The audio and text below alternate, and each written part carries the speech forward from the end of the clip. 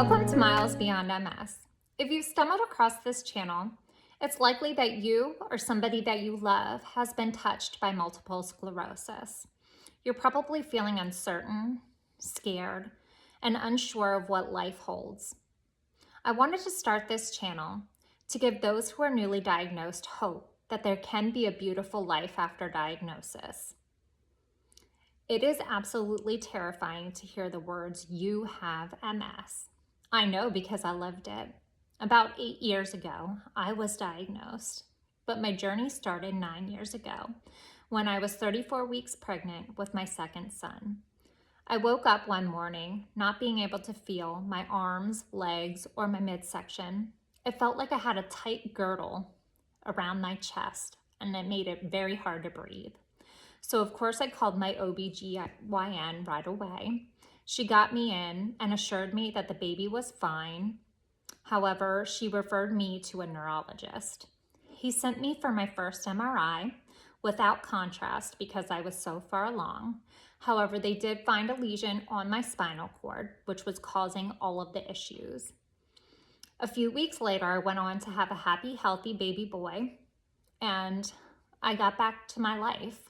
I chalked it up to, it was just an incident that happened because I was pregnant and, everything was fine now. I went back to working full time, taking care of 2 boys, being a wife, taking care of myself. I've always been active. I went back to running. I've run races. I've done half marathons, obstacle course races, and I'm an artist as well. So I went back to doing my artwork.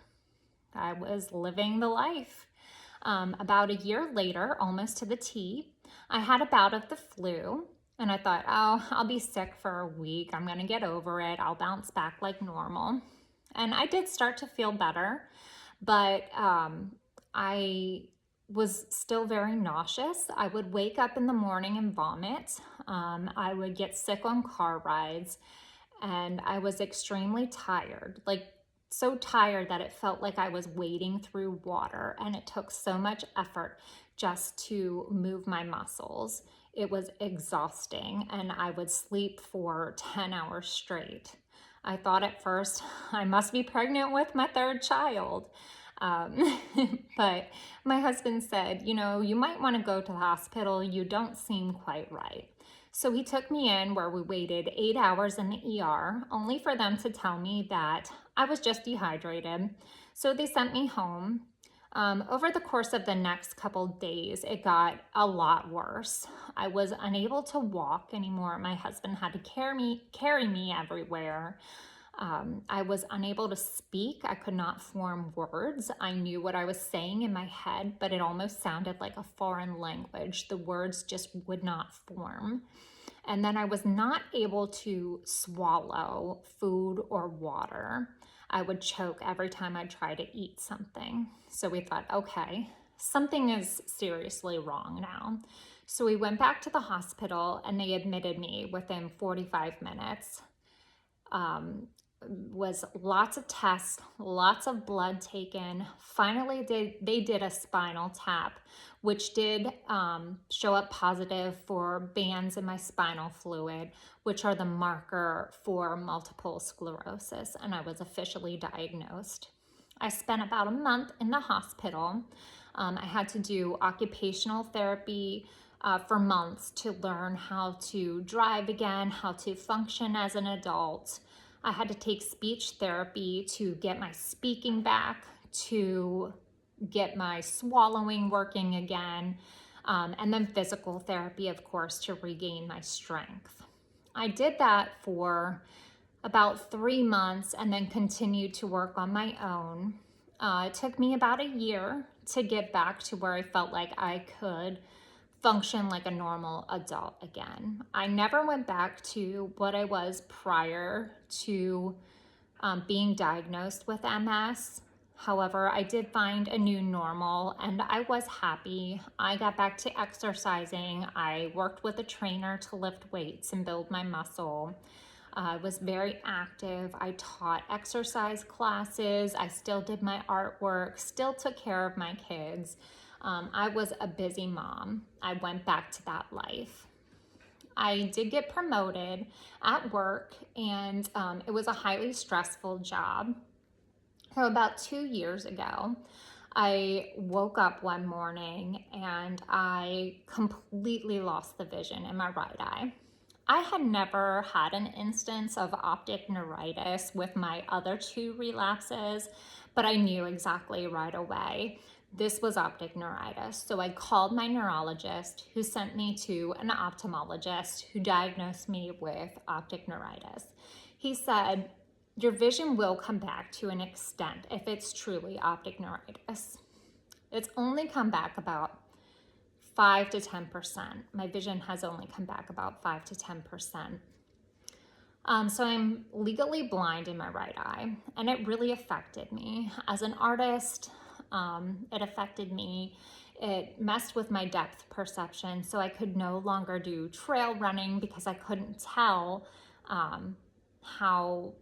I couldn't tell the distances. I couldn't tell if there was, a dip in the ground, and, I would jar my back, and I just didn't want to injure myself. So I gave up those things.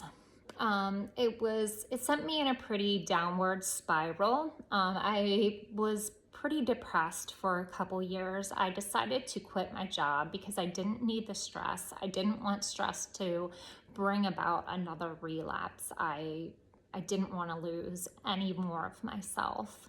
And it was pretty difficult for those 2 years. MS started to take pieces of my life away, and I was not okay with that. I started to use it as an excuse to not want to do things because I didn't want to overexert myself. I didn't want to challenge myself for fear that I would bring on another relapse and become even more disabled. So I kind of let it run my life. And in December, I decided I am not doing this anymore.